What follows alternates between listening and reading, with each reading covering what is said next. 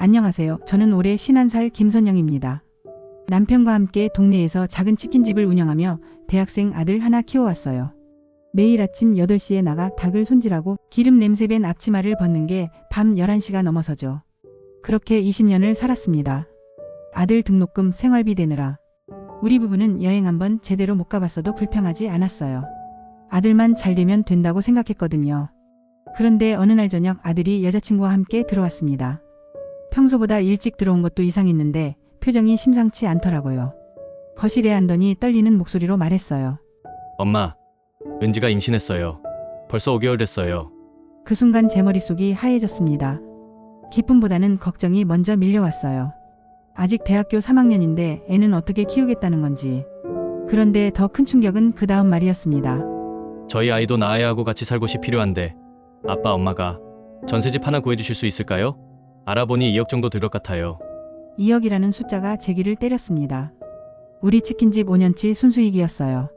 제 손은 기름때가 끼어있고 남편 허리는 무거운 것들 나르다 휘어진 지 오래인데 그런 우리한테 2억을 달라니. 며칠 뒤에는 더 기가 막힌 일이 일어났습니다. 여자친구 어머니가 갑자기 찾아온 거예요. 우리 집을 둘러보며 저희는 형편이 어려워요. 사실 이번 일은 남자가 책임을 져야 하잖아요.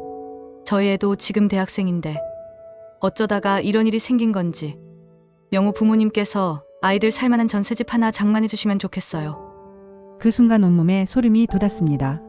무턱대고 도움을 요구하는 그 당당함에 할 말을 잃었어요. 집에 돌아와서 아들과 심각한 대화를 나눴습니다.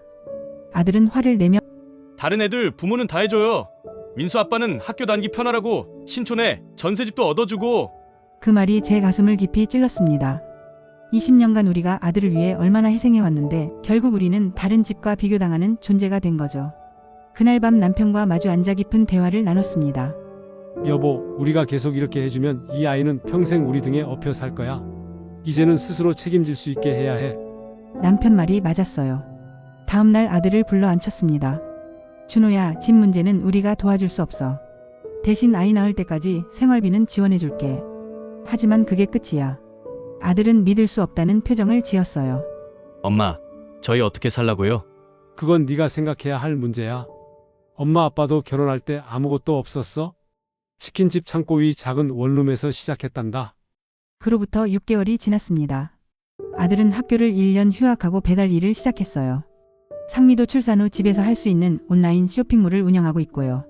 둘이 힘을 합쳐 작은 원룸에서 아이와 함께 살고 있습니다. 처음 몇 달은 정말 힘들었어요. 아들이 집에 올 때마다 원망스러운 눈빛을 보내더라고요. 말은 안 해도 표정에 다 드러나죠. 특히 처음 한두 달은 아들이 배달 일하느라 밤늦게 들어오는데 은지는 신생아 돌보느라 잠도 못 자고 둘 다 지쳐서 서로 짜증내고 싸우는 소리가 옆집까지 들릴 지경이었다고 하더라고요. 그럴 때마다 제 마음도 찢어졌어요. 내가 너무 매정했나 싶기도 하고. 그런데 서서히 변화가 보이기 시작했어요. 처음엔 언제까지 이렇게 살아야 하냐며 한숨만 쉬던 아들이 어느 날부터는 오늘 배달비 얼마 벌었다며 자랑하더라고요.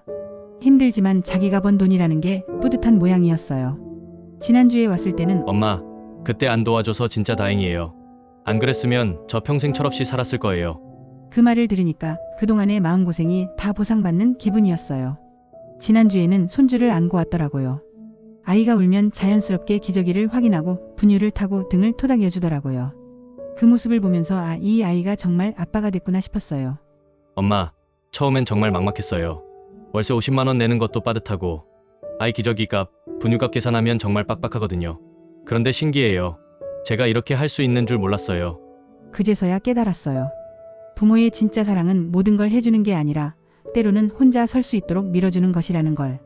제 가슴 한편은 아직도 아프지만 우리는 올바른 선택을 했다고 믿습니다. 지금도 매일 아침 8시에 일어나 치킨집 문을 엽니다. 하지만 예전과는 다른 마음이에요. 이제는 아들이 제 등이 아닌 자기 두 발로 서서 살아가고 있으니까요. 그게 엄마로서 제가 아들에게 줄 수 있는 가장 큰 선물이었던 것 같습니다. 이야기가 공감되셨다면 구독과 좋아요, 알림 설정 부탁드립니다.